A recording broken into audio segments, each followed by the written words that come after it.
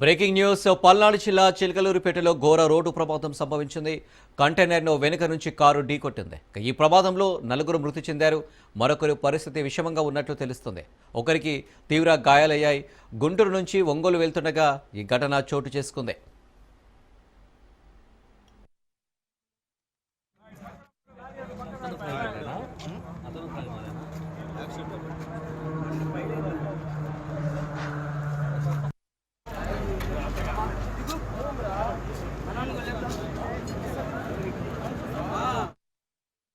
పల్నాడు జిల్లా చిలకలూరిపేటలో ఘోర రోడ్డు ప్రమాదం సంభవించింది. కంటైనర్ను వెనుక నుంచి కారు ఢీకొట్టింది.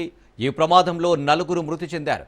మరొకరి పరిస్థితి విషమంగా ఉన్నట్లు తెలుస్తుంది. ఒకరికి తీవ్ర గాయాలయ్యాయి. గుంటూరు నుంచి ఒంగోలు వెళ్తుండగా ఈ ఘటన చోటు చేసుకుంది. రైట్గా ఈ ప్రమాదానికి సంబంధించి మరిన్ని డీటెయిల్స్ మా ప్రతినిధి రమేష్ అందిస్తారు. Ramesh. S Anil, Chilakaluripet bypass road లో ఘోర రోడ్డు ప్రమాదం అని చెప్పుకోవచ్చు. ఏదైతే మరి స్విఫ్ట్ డిజైర్ కార్ లో ఎటు చిలకలూరుపేట నుండి హైవే మీదుగా ఒంగోలు వెళ్తున్నటువంటి సమయంలో కూడా ఏదైతే కంటైనర్ వెనక భాగంలో నుంచి కూడా కారు ఢీకొంది. ఈ ఢీకొన్నటువంటి కారులో మొత్తం 6గురు ప్రయాణిస్తున్నారు. 6గురికి సంబంధించి కూడా నలుగురు కూడా అక్కడికక్కడే మృతి చెందినటువంటి పరిస్థితి అయితే కనపడుతుంది. అయితే ఈ ముగ్గురికి సంబంధించి కూడా మొత్తం నలుగురికి సంబంధించి ముగ్గురు కూడా అయ్యప్ప మాల ధరించినటువంటి పరిస్థితి అయితే కనపడుతుంది. అయితే వీరికి సంబంధించి కూడా అటు చిలకలూరుపేట హైవే మీదుగా ఒంగోలు ప్రయాణిస్తున్నటువంటి సమయంలో ఈ ఘటన చోటు చేసుకుంది. ఏదైతే మరి బైపాస్ రోడ్డుకి సంబంధించి కూడా అటు ఘటన స్థలానికి చిలకలూరుపేట రూరల్ సిఐ సుబ్బనాయుడు అక్కడ చేరుకొని మృతదేహాలను కూడా వెలుగు తీశారు. ఏదైతే మరి ఇద్దరు పరిస్థితి విషమంగా ఉంది.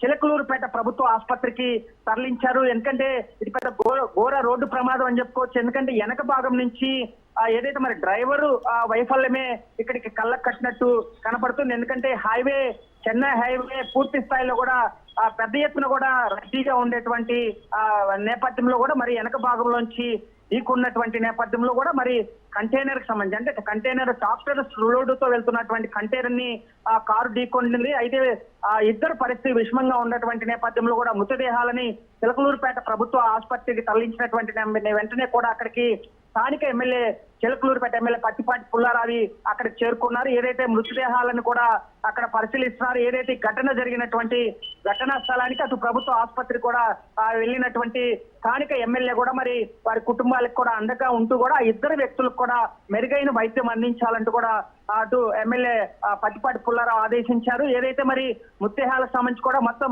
మహేష్, రామిరెడ్డి, శ్రీకాంత్ ముగ్గురు వ్యక్తుల్ని ఇప్పటికే గుర్తించినటువంటి నేపథ్యంలో వారి కుటుంబ సభ్యులకి అటు పోలీస్ అధికారులు సమాచారం అందించారు. ఏదైతే ఈ ఘటన పైన కూడా కేసు నమోదు చేశారు. దర్యాప్తు కొనసాగుతుంది. ఏదైతే ఇద్దరు పరిస్థితి విషమంగా ఉన్నటువంటి నేపథ్యంలో ఒకరిని గుంటూరు జీజీహెచ్ కి తరలించేటువంటి అవకాశం ఉంది. దగ్గరుండి స్థానిక ఎమ్మెల్యే చిలకలూరుపేట ఎమ్మెల్యే పత్తిపాటి పుల్లారావు కూడా ఏర్పాట్లు అయితే కొనసాగుతున్నటువంటి పరిస్థితి కనపడుతుంది. అనిల్. రైట్ రమేష్.